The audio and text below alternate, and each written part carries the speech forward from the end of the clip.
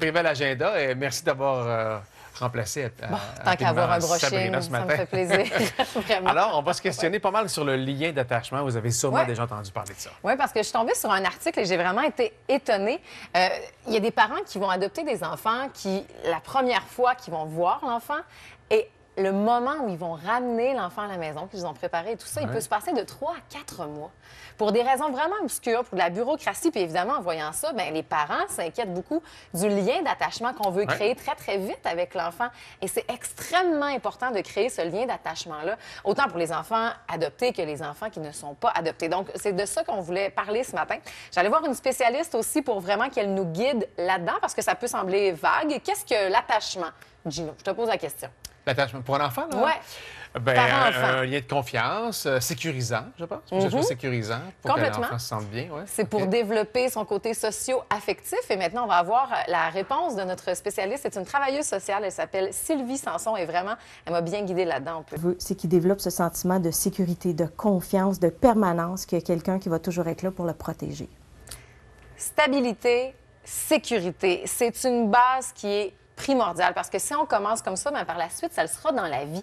Tu sais, si l'enfant se rend compte que je suis assez important, mon besoin est assez important, il y a quelqu'un qui se soucie de moi, il y a quelqu'un qui va venir m'aider, ça donne de la confiance en lui, ça va l'aider aussi à avoir de la confiance aux autres, et c'est la base de la vie, c'est la base de toute relation, qu'on pense de relations familiales, les relations amicales, les relations amoureuses, c'est vraiment comme ça qu'il va se bâtir. Et ce lien important-là, j'étais vraiment impressionnée.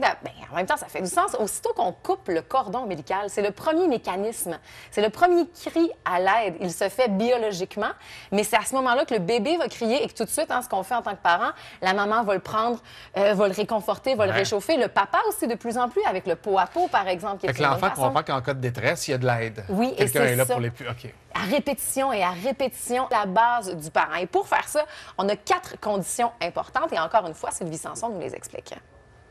Leur faire confiance. Et avant 18 mois, il faut comprendre qu'il n'y a aucun caprice des enfants. C'est ce qu'elle me disait. Quand on dit bébé gâté, là? Oui, ou bien il faut casser, ou c'est un caprice. Avant 18 mois, il y en a pas. C'est pas des caprices, c'est des besoins. Ce sont des besoins, et c'est à ce moment-là qu'on établit la relation de confiance, le lien d'attachement.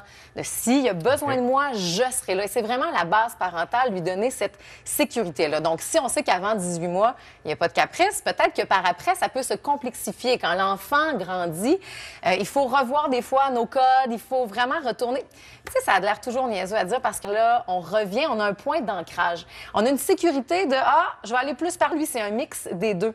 On dit sumo parce que quel pied danser, c'est celui-là. Donc, c'est sûr qu'on vise le sécurisant, je te dirais. Mais là, si on est en train de paniquer à la maison, parce que je paniquais, moi, pendant l'entrevue, de mon Dieu, OK, je fais pas ça correctement, je lui ai demandé, mais le lien, est-ce qu'il est réversible une fois qu'on en a un? Et voici sa réponse.